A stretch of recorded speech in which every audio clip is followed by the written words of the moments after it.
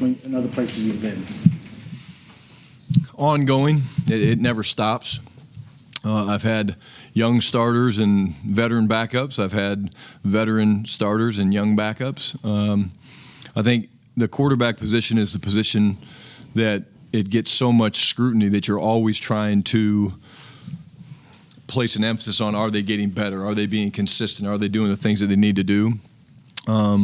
But it really is, you try to piece that room together, maybe a little different than other rooms, because, like, for example, when we had Mark Sanchez, who most of you guys know in New York, we felt like we had to get a veteran to kind of help him understand the game and kind of what goes into it. And we went out and got Mark Brunell, who was surrounded by someone I know very well, Drew Brees, and was, instrumental in Drew's growth in New Orleans. And so I think it is not a pairing, but it is something you do talk about, the mix and the match and how it looks. And I've been around other or heard other stories where some rooms didn't get along great, and that's never a good thing.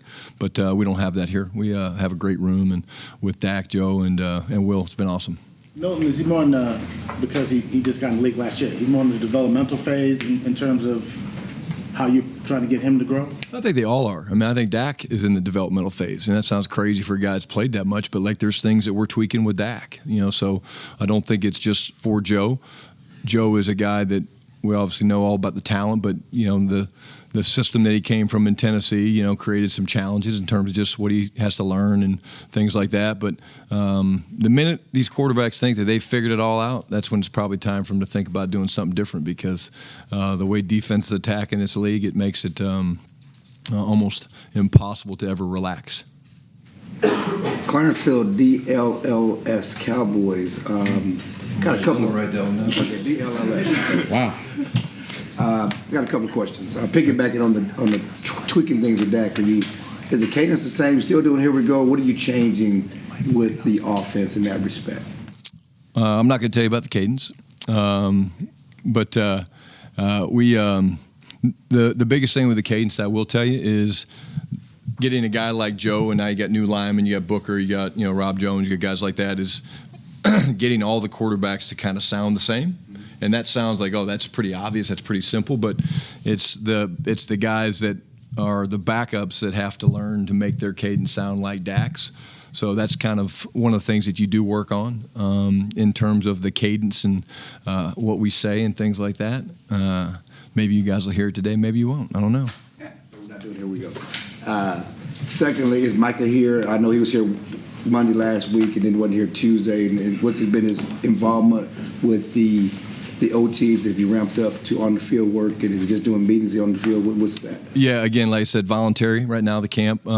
He was here last week, had lunch with him, actually bumped into him in the airport. He was going to do some traveling, so I have not seen him yet this week. But again, my big thing with all the guys, whether they're here or not, is you can get great work in, and you can get ready, and you can be mentally prepared. But whether you're Micah, who's not here, he's here in and out, whether you're Dak, doesn't really matter. It's just put your work in, get ready. There's a lot of ways to get ready and prepared, and I think the league's made it very clear that, it's all voluntary. Todd, before you go, can we adjust the lighting? Do I look better now? You guys are scary. It's a big group today, man. Dang, I didn't think it was this crowded today. White sheet of paper real quick. Huh? Give me 2 seconds.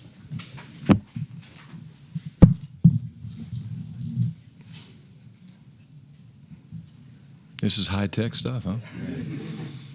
Right balance. Good.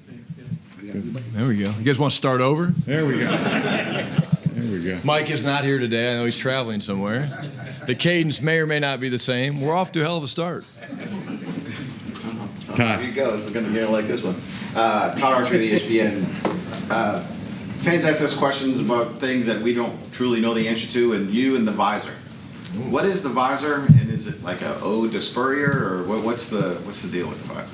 It actually is a little bit of a ode to Coach Spurrier. So for you guys that don't know, 96 national champs, Florida Gators.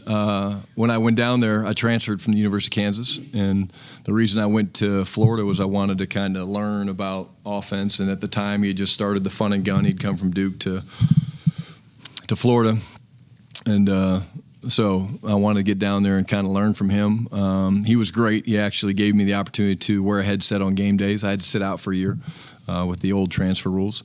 But he told me that if I went there, that he'd let me wear a headset and be involved and be the signal caller, which was great. What I didn't realize was that what that also entailed was anytime he threw his visor, which was probably 5 to 7 times a game, I was responsible for picking it up. And I can truly, this is a true story. So we're playing a game, I'm signaling plays, and something happens. He's mad, he's pissed off at Danny, throws his visor, and for some reason I was caught up in something, I didn't go pick it up, and he literally looks at me, he's like, I was like, oh shit. So I went and I picked it up, and he's like, so honestly, that's where I first noticed it. I think I look better in a visor than a hat. I mean, just, I'm losing my hair a little bit, at least up front, but it does go back to Florida. And then another one, I talked to a couple of first-year head coaches in the last few years, and they said the people that they rely on most are game management type guys to really help them understand situations and things. And I'm wondering how much you will lean on Ryan Feeder as you go through your first year. That's a great question, and the answer is absolutely. Feeds is just a trusted advisor. I think he does it as well as anybody in the business.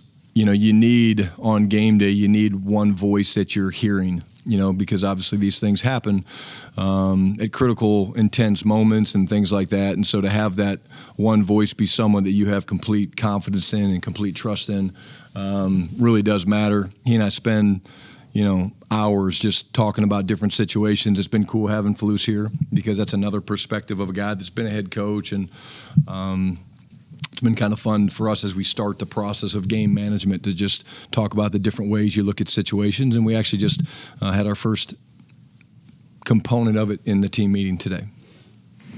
John Machado with The Athletic. With George Pickens, has there been any moments out on the field where maybe there's something that he did that stood out to you where you're like, damn, like maybe one-handed catch, something like that?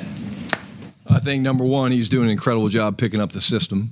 I talked about his intentionality last week, I believe, just how hard he's working. But there was a play, and it really wasn't anything George did. But we're in the red zone, and we're in kind of a spread formation. And we hit him for a touchdown. Joe did on a little a bender, like a little skinny post, down in the low red zone. And CD was on the other side. And when CD broke out and he looked back to see where the ball went and he saw George in the end zone, he kind of dragged his toes up. CD was like, yes! So I think his excitement for knowing that we've added some pieces which will add to the competition, it was cool to see a guy like CD be excited. And those two guys' relationship is awesome. I'm sure you guys have probably done stories on it, but they're spending a lot of time together. I think it's great for CD to have someone like George, not that George is a young player, but someone that GP really looks up to in CD. They obviously have trained some together, but that relationship's really cool. And I'm enjoying kind of just sitting back and watching it develop, and the two of them getting together and spending time with Junior Adams. And it's been really cool and fun for me to watch just how it all is beginning to fit together. Obviously, George and Dak haven't played together yet, but in your experience as a player and then as a coach, how is that relationship between a quarterback and wide receiver? Can it be natural, or is it all about you just got to get the reps in? No, it's more than that. It's the reps are important, but there's got to be conversation. I simplify it, and probably going back to my years in New York, there's a thing called the me to you factor. It's basically if you're a receiver and I'm a quarterback, I need to have the ability where I trust you to be where you're supposed to be. So it's my job to throw you the ball, and if we're not on the same page, then you have to talk about it and have conversations and figure out why. And maybe I saw it this way and you saw it that way, but get on the same page. The next time it happens, what are we going to do? Well, hey, I want it this way. And so it's over time, and it's not just time on the field. It's not just extra reps. That's important, but it's time away from the field. It's time in the film room. It's time at dinner.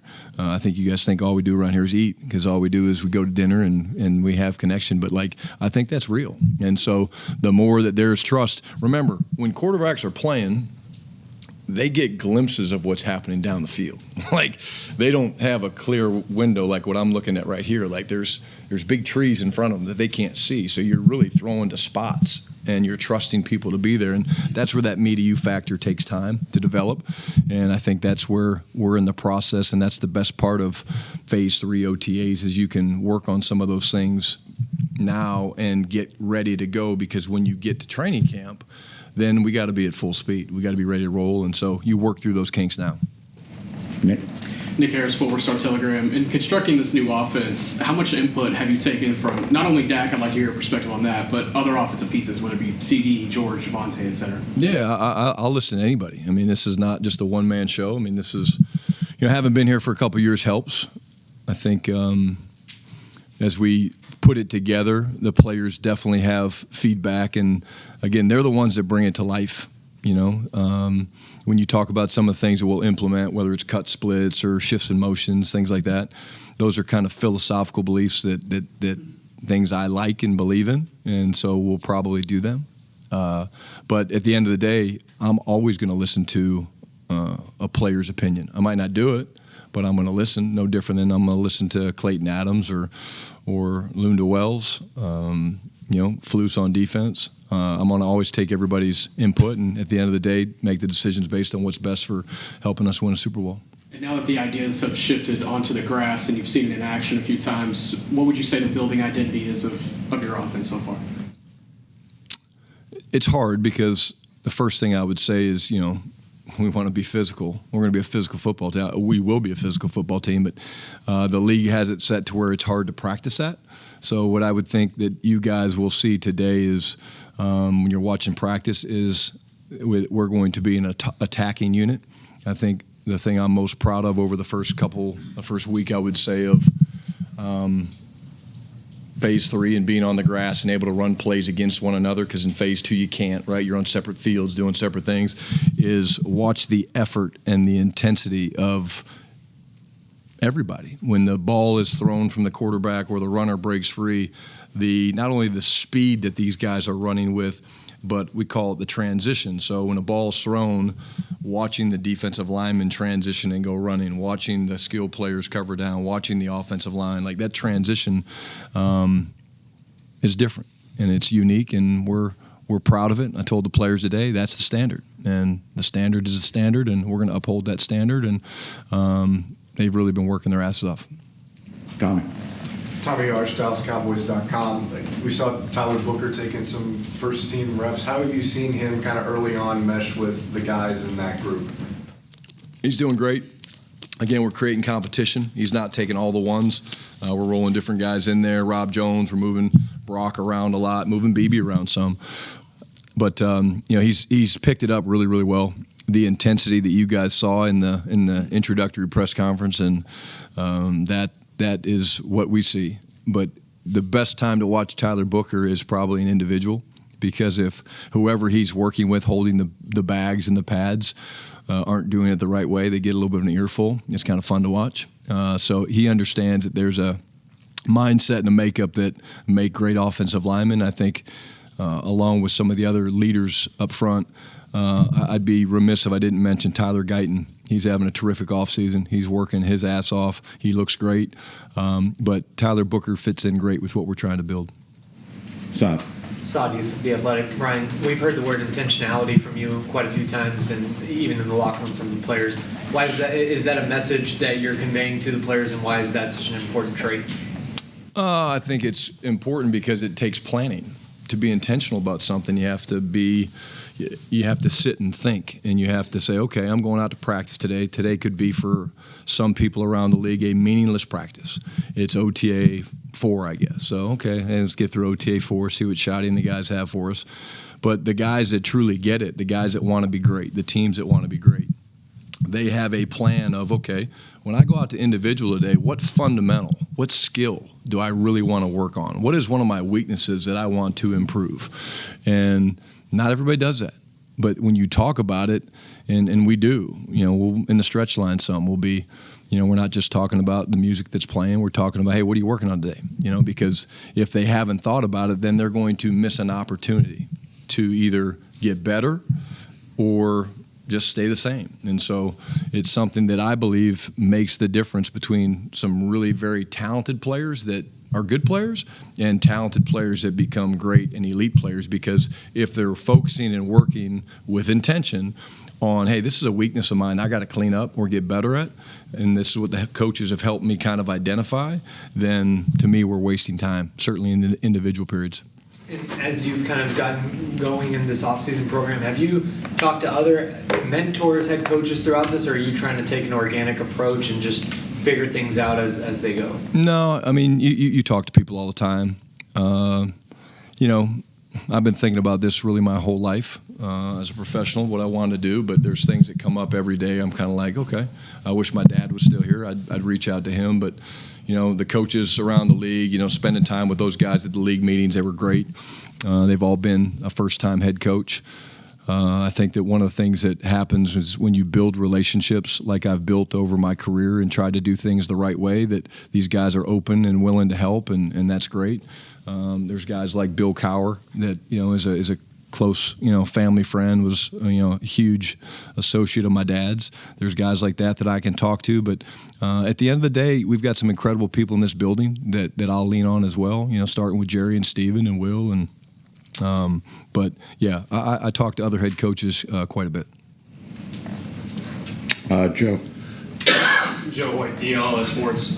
Mike Zimmer near the end of last year talked about how he wished he would have really put in his full system from the beginning rather than trying to merge with what Dan Quinn had kind of had. Obviously, you've been here before, but how do you kind of balance kind of trying to maybe bridge some stuff from last season while also putting your own spin in at this point right now? You talking offensively, or you talking about as a team? There were things. The bones of it is still very similar. You know, there's going to be changes. That's part of football. That's whether there's a coaching change or not. There's always going to be changes because you use the time to look at the cut-ups and say, hey, where do we got to go? What are the trends? Hey, what fits our system? You know, we're going to be multiple. The system's going to be built on what we do well. You know, I had to do it when I went to Seattle. You know, I understand what Zim's saying. I went to Seattle, and the system I was running out there in Seattle, you know, I kept it in place, and I probably changed 30% of it. Why? Well, they had a veteran quarterback by the name of Russell Wilson.